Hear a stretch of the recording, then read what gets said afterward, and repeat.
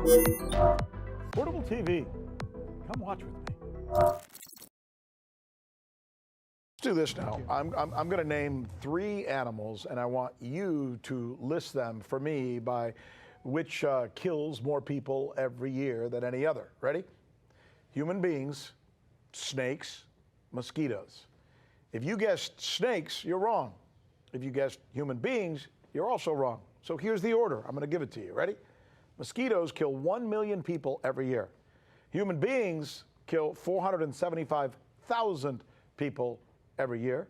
And snakes, they kill 50,000 every year. So there you have it. Mosquitoes, then us, then snake. Biggest killers on earth. That's why in Florida, by the way, this week, state officials are releasing thousands of genetically modified mosquitoes. The idea is to have this genetically modified male mosquito mate with a non-modified female, which are the ones that bite, and that will create what is called a death mechanism, which would act to prevent any resulting female offspring from surviving. There you go. That's the plan. Here now, RT correspondent John Huddy reporting from Florida. We told you last August about the so-called robo-skeeters on their way to the Florida Keys. Well, they've arrived. The Florida Keys Mosquito District has started releasing about 12,000 genetically modified non-biting mosquitoes, part of a pilot project the EPA approved last May. The plan? Test to see if a genetically modified mosquito is a better alternative to spraying insecticides at a cost of $1 million a year to control the type of mosquito carrying deadly viruses in the Keys, including Zika, dengue, and yellow fevers.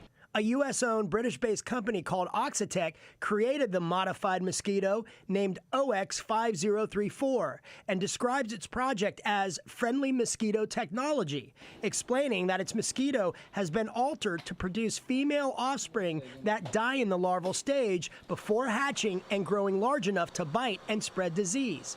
Oxitec says its program has been successful in places including Brazil, Panama, and the Cayman Islands. But the project is not without contention. Various environmental groups, community members, and national organizations have opposed the plan, raising concerns it could backfire by producing a more resilient hybrid mosquito instead. And it's not the only program in the United States using genetically modified creatures. A federal judge in San Francisco recently ordered federal regulators to reevaluate the safety of genetically modified salmon created by a company called Aqua Bounty Technologies that reportedly grow twice as fast as regular salmon. However, the court is still allowing thousands of the engineered fish to be raised in tanks in the Midwest and potentially be sold to consumers by the end of the year.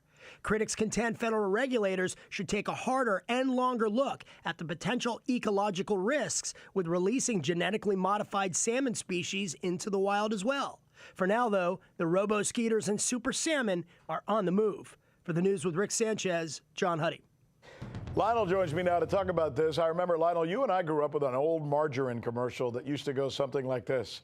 It's not You nice. read my mind. It's not nice to fool Mother Nature. Remember that? I can't believe I was going to surprise you with that.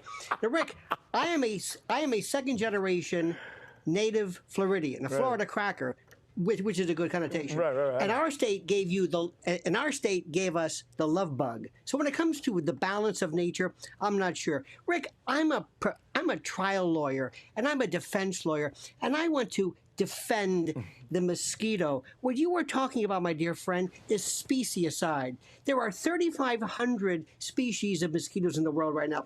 Of those females that bite in order to feed their eggs and the like, only 6% actually draw blood. And of that, half of them carry parasites. Now, what we're talking about is the real bad arse, as we say, the Aedes aegypti. This is the one in particular. Now, believe it or not, most mosquitoes, all of them, act as pollinators as well. They just don't spread disease. And by the way, your list was terrific, but also look at the number. The number one natural disaster that kills more people, heat. Look at the death rates of aspirin. We can go on, and you won't want to go outside or ever take aspirin again. But here's the thing.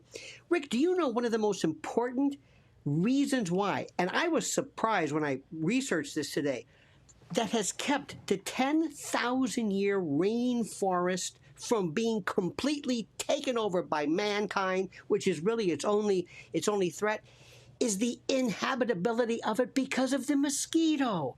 It's because of that. Now, when you remove Aedes aegypti from this, you're going to replace it with something else. What's that going to do? So while this sounds marvelous, and while we want to do our best, whenever you mess with Mother Nature and tend to affect the balance, you don't know what you're going to get. And Rick, finally, there's no way to put a computer in to say, let me remove this particular species from the biosphere, from the equation, and see what I get. You don't know. And it's very dangerous. So I say, as we say in West Tampa, ten cuidado. Be careful. Yes, that's right.